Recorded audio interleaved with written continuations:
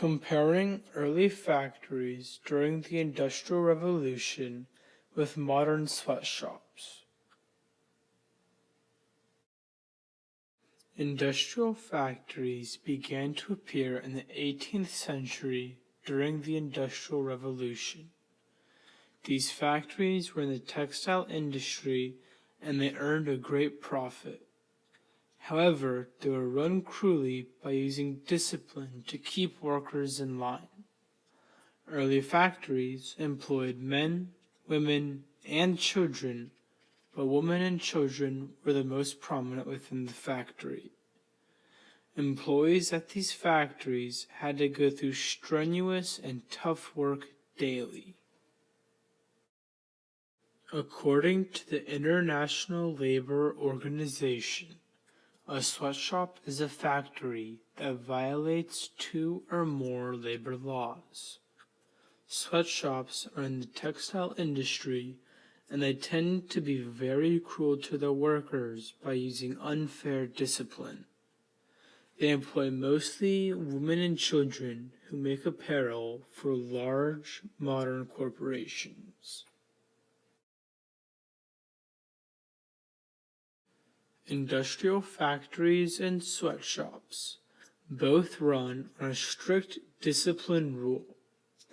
They also both employ mostly women and children. The work that employees at factories do is much tougher than those at sweatshops.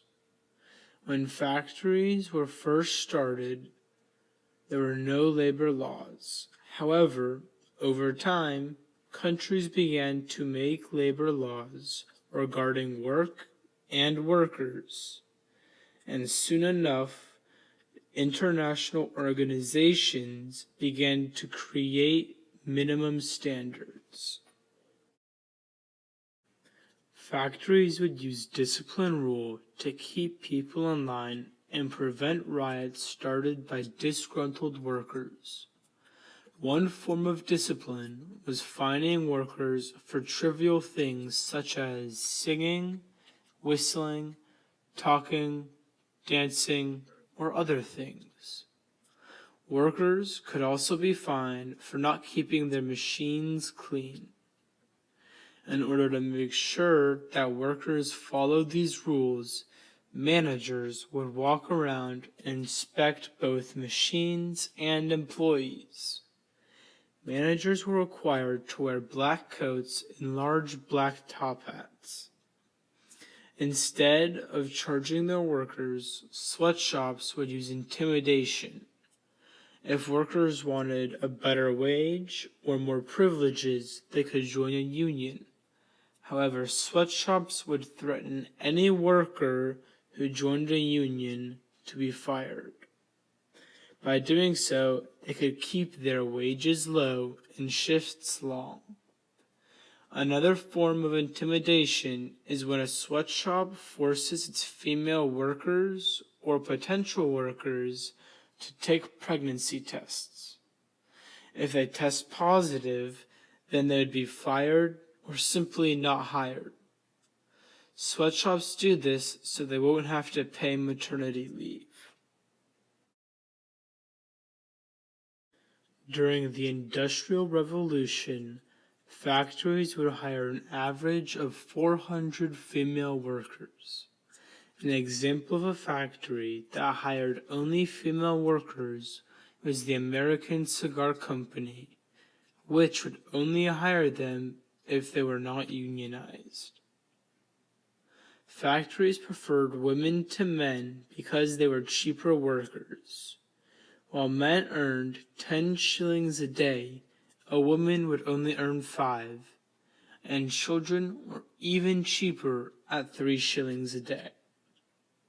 In sweatshops, many of the workers there were found to be younger than 16 years old, which is the minimum age a worker is allowed to be. Many large corporations such as Nike, Gap, and H&M use child workers despite the many laws against it. Many child workers are taken at a young age and sold to companies. The majority of workers younger than 16 tend to be kidnapped victims, sold into tough labor. This is one of the most common forms of modern-day slavery. The labor factory workers endured is worse than that of sweatshop workers. The two most common workers at a sweatshop, besides the manager, are sewers and pressers. Sewers sit at a table for 12 hours a day stitching clothing, and they typically use foot-powered sewing machines in order to stitch them.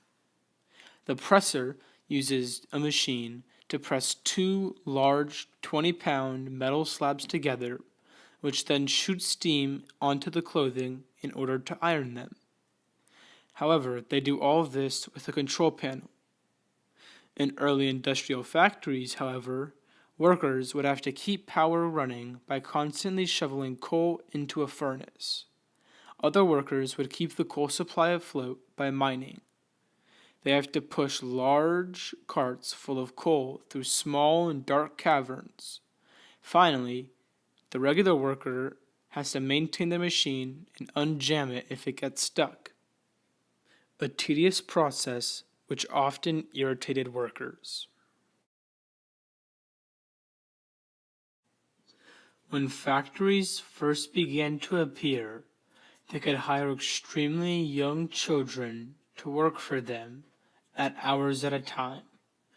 Children as young as 6 years old would work 12 to 16 hours a day for only 3 shillings.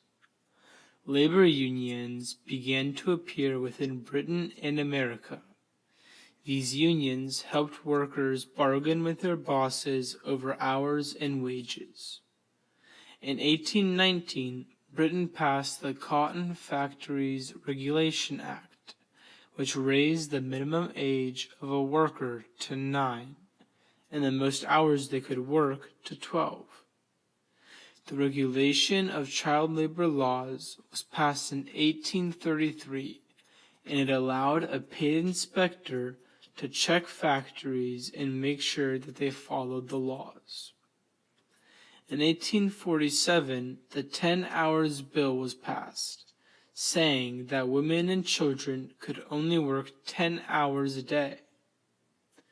More recently, the Minimum Age Convention was set in place in 1973. It further raised the minimum age of a worker to 15 years old or 13 years old for light work in countries of poverty.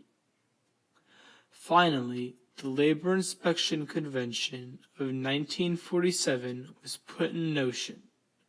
This convention requires all countries to have a system in place for workplace inspection.